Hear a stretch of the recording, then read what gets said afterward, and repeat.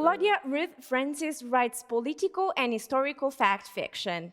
The popular Lion series is set in the UK, Caribbean, and Africa. Her interests are many and include global history and the politics shaping African history on the continent and in the diaspora.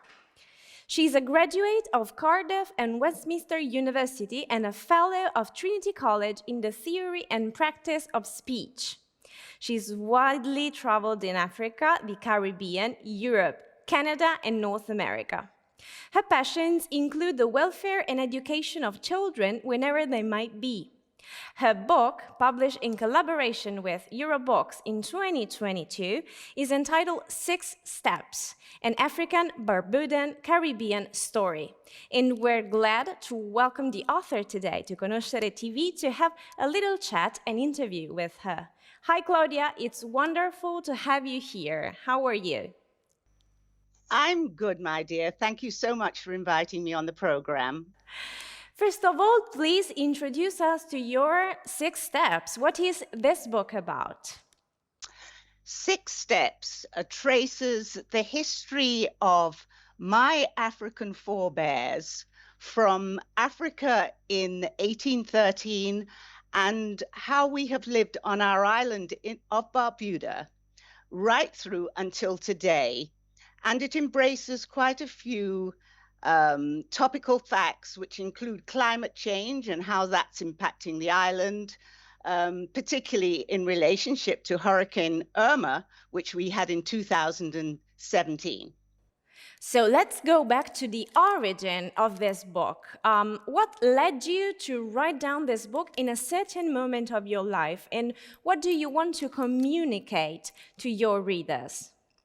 Well, I think it's very important that peoples in the world today write their own history, because history is often written just by the winners, if you like.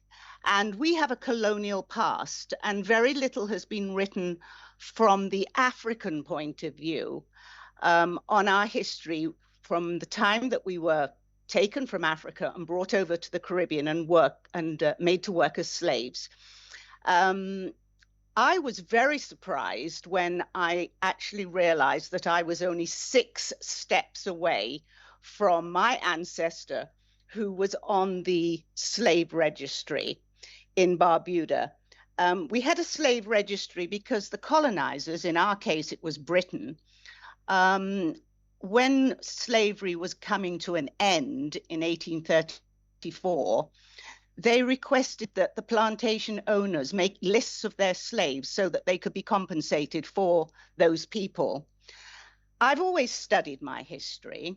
I've always had an intense interest in it. My father was a political figure in the Caribbean and also a barrister.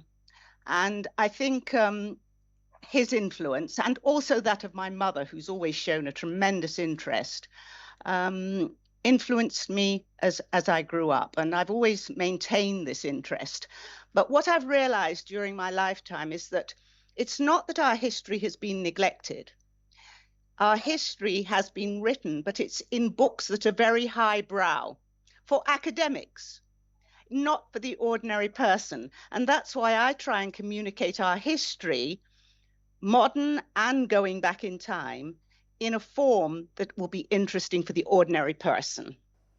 So, as a consequence, who's the perfect reader for your book? I mean, when you were writing it, did you have a profile, a specific profile of reader in your mind, or is it a reading that is accessible to anyone? I did start off trying to write the book for young adults. And at the very beginning, when I'd written about the early stages of leaving Africa, I read a little bit to one of my grandchildren. She's a very modern teenager, and she started to cry. And I thought, I've got this right. It's getting through an emotion, and she's understanding. And I actually said to her, do you want me to read any more, or are you bored with this? And she said, no, Gramsy, please carry on writing it, reading it to her. So I did that. But as time went on, I realized that I write also for adults. It's quite difficult for me to write for children. So this is for young adults, I would say teenagers, and the wider public. And I've written it as a fact fiction story so that the reader is engaged. It's not academic. It is for the wider public. I totally agree. So I would also like to know what was your first sensation when you saw your book finally published? How was the editorial experience? Well, I was very excited. Of course, it isn't my first book, but my books have been used in the Caribbean and in England for Black History Month for many, many years. But I wanted to break into Europe. I want a wider audience, and I felt that Europe Books, who were very enthusiastic about my story, I felt that they were going to be the right people when they made an offer to me, and I accepted it. And so far, we're doing well together. Great, great. Thank you, Claudia. Thank you very much for the time of this interview. We want to wish you very good luck with your book in Europe and with this wider public we're trying to reach. Thank you so much, Ginevra. Lovely seeing you. Bye-bye, dear. 6 Steps is an African-Barbudan-Caribbean story.